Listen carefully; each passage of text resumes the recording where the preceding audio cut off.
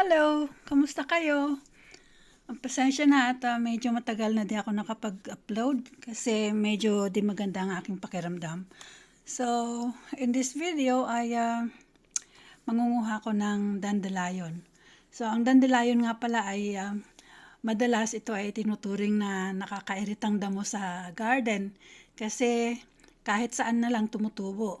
Pero, alam nyo, napakadami pala ng health benefits ng dandelion.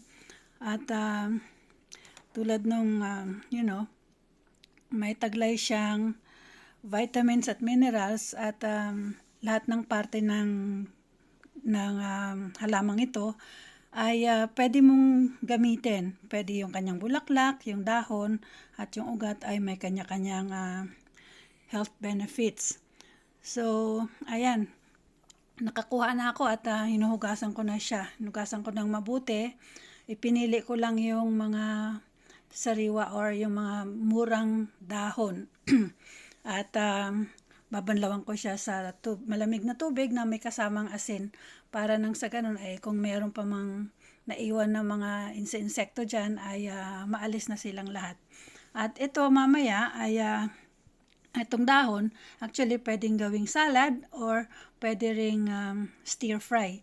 So ako mamaya, at marami pa, pwede rin siyang soup. Pero ako mamaya gagawin ko siyang stir fry, lagyan ko ng bawang.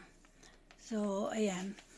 At alam nyo, itong dandelion ay yung dahon nito ay pwede rin siya, mahusay siya at marami siyang vitamins like vitamin A, C, at saka potassium at iba pang mga masustansyang vitamins like vitamin E, folate, yung folic acid, at saka yung vitamin vitamin B.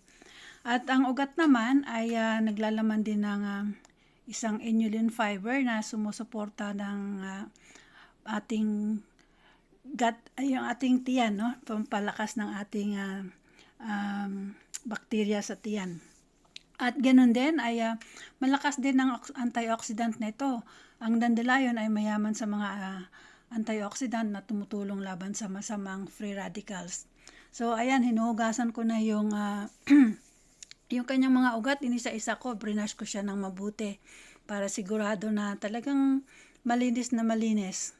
At mamaya ay akin itong patutuyuin. Hiwain ko muna siya ng maninipis at patuyuin ko siya para ma-preserve at gagawin ko siyang tea.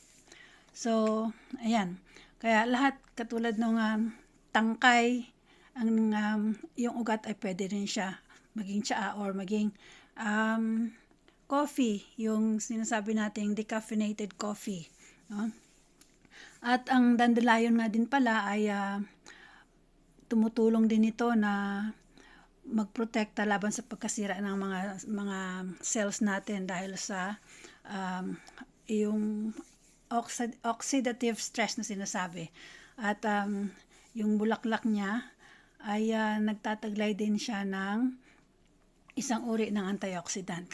At anti-inflammatory din siya. Ibig sabihin, yung nakakatulong siya na makapagprotekta para hindi masira yung mga tissue ng ating katawan.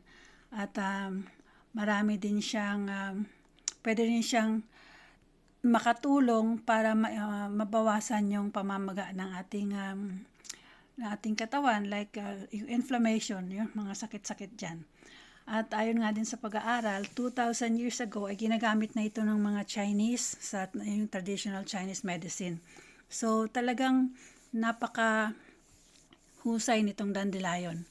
So ayan, nakita nyo na-dry ko na siya. Bali mga 3 days ko siyang in-air dry. Tapos ayan, inano ko na, nilagay ko siya sa bote para nang sa ganon ay ma-preserve at magamit ko siya anytime na kailangan ko.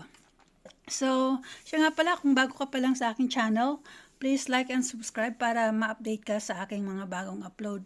At sana ay nakatulong itong, meron kayong nakuhang idea, konting idea tungkol sa dandelion. So maraming salamat sa panonood. And again, I wish you good health and God bless. Thank you. Bye.